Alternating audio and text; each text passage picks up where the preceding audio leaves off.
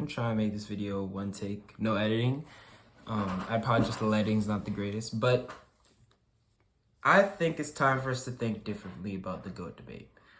Because I've seen so much discourse about the GOAT debate, and I'm sure you have too. And it comes up, especially as LeBron keeps continuing to play at this high level, and we keep seeing the things he's doing. And there's still people who will take LeBron, and there's still people who will take MJ. And at this point in time, it's a very controversial topic. It's the biggest debate in basketball, most likely. Who is better, LeBron or Jordan? And I think it's about time that we have to start thinking about that differently. When you think about the GOAT debate from, I just guess, an average perspective, you just compare them. You compare their skill sets, first of all. LeBron, he's 6'8", 6'9", 250 pounds, driving to the basket freight train, but now later on in his career, he has a bit of a three ball. He played amazing defense in the early 2010s. He really can do it all. He's a great passer, been one throughout almost his entire career, and he's just a great all-around player. And he's been a great all-around player for past 2 decades. So that's LeBron's skill set. You look at Jordan's skill set, where you have Michael Jordan. He's a slasher at most, but, or not at most, a slasher at first, but then he also has that mid-range game. For like a year, he had the three ball. One of the best guard defenders of all time.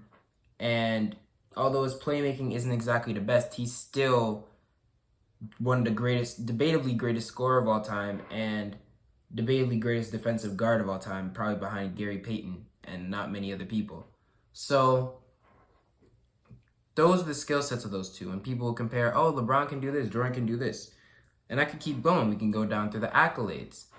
Jordan has 6 rings. LeBron has 4 rings. Jordan has 6 MVPs? 5 MVPs. LeBron has 4 MVPs.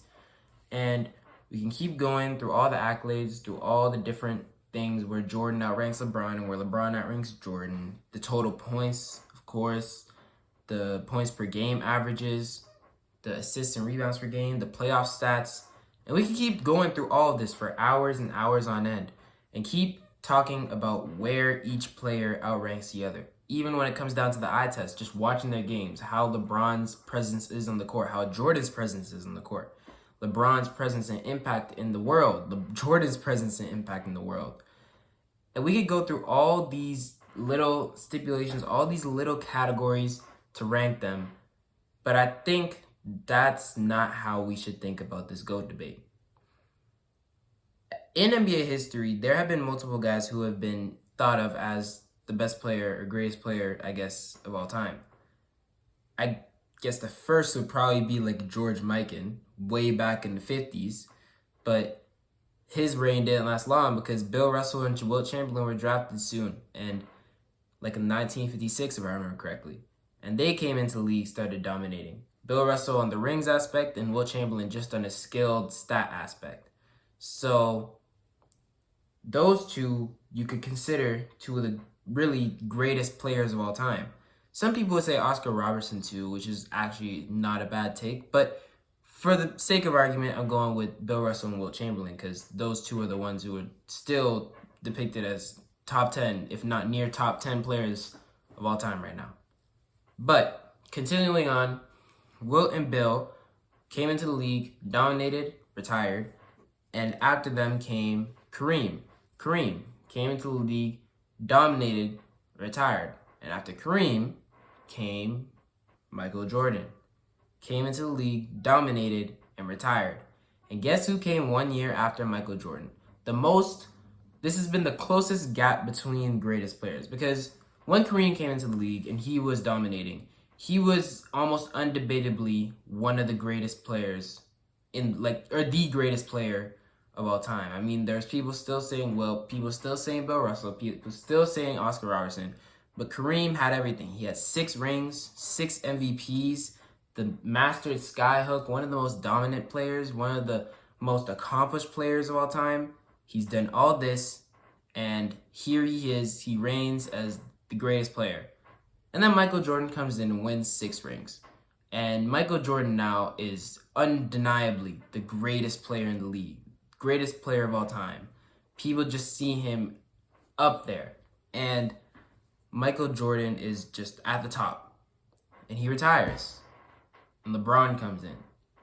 And LeBron, ever since the day before he was even drafted, coming out of high school, the chosen one, if I remember correctly, his nickname, came into the league. Sports Illustrated, that Sports Illustrated magazine, the chosen one, came into the league, dominated from the start, all-star in his second year, brought his team to the playoffs third year, and he just immediately came in just as good as people thought he would be, if not better.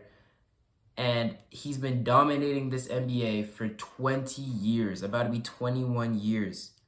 No, wait, it's already 21 years. So about to be 22 years dominating the league. And now you think, based off past events, when one king fell down, another rose up. When Kareem fell down, Jordan rose up. When Jordan fell down, LeBron rose up. So I think the way to think about the GOAT debate is not that we should be comparing these players, and because of course it's fun to compare, it's fun to look at everything they've done and see, yeah, this guy has this, but this guy doesn't have this. But the more we do that, we're just gonna go crazy because there's an infinite amount of things you can compare. And people will knock players, I should say, for the bad things they've done. For example, for LeBron 2011 final series against the Mavericks, I just saw a post, comments in the comment section. This is your guys' GOAT. You guys say LeBron carries his teams. This doesn't look like carrying his teams. Does Jordan ever have a series like this?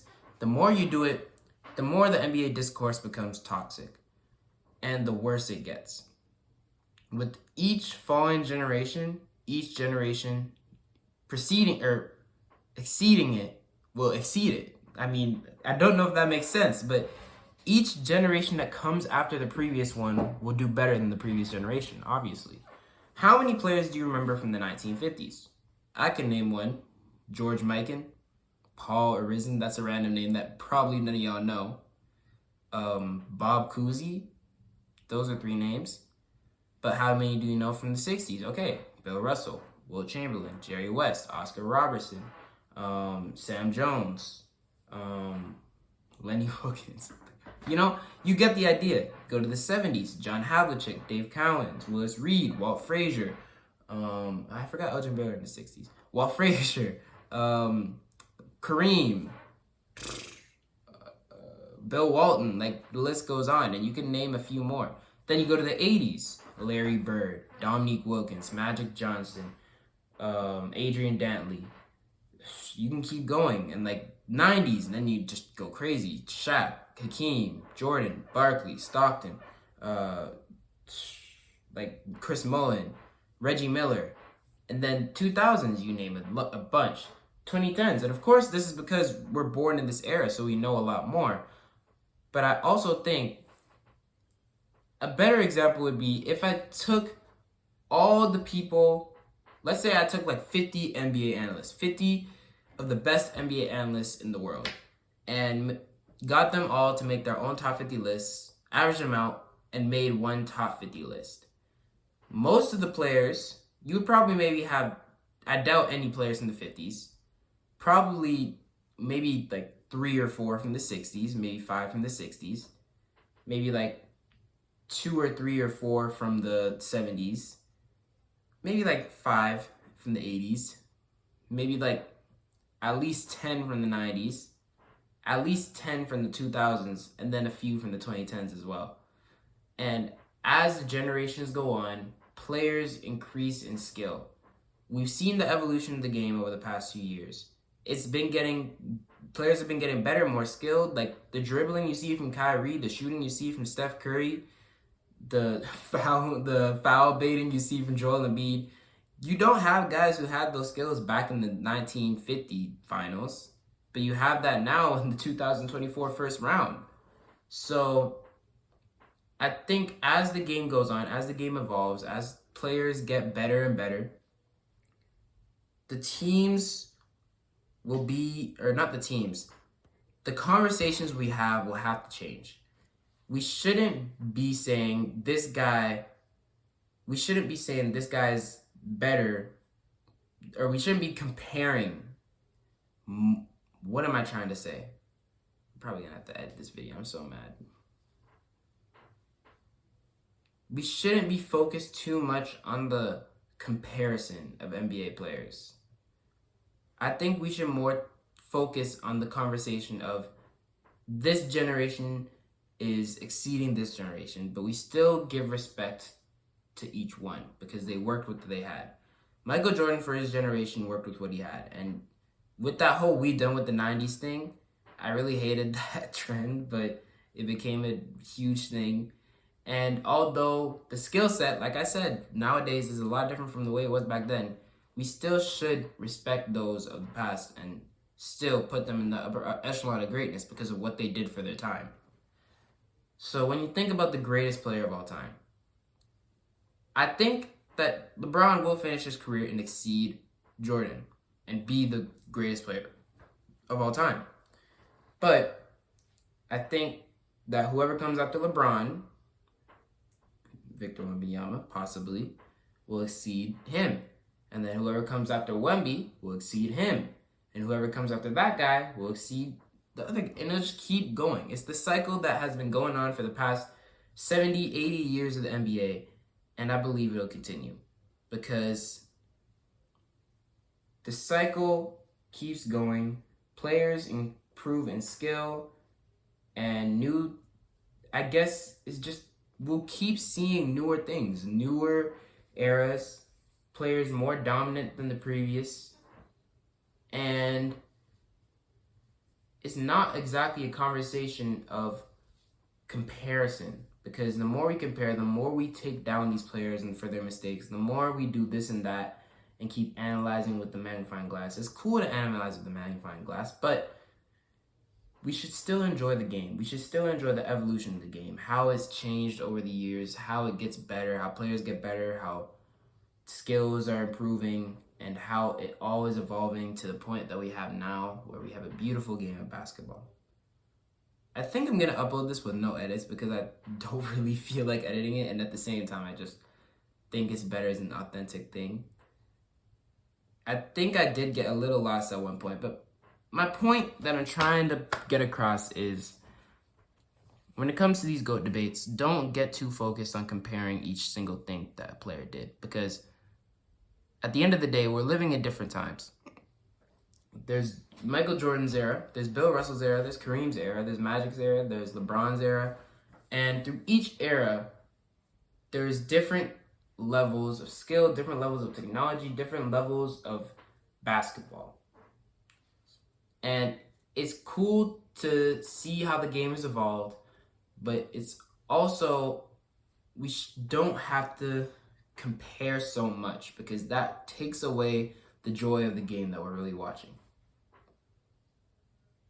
Does that make sense? I don't know. I'm just trying to, I just really want to yap about the GOAT debate. That might just be the title of this video, but I don't know. I guess if you wanted to ask who my GOAT was,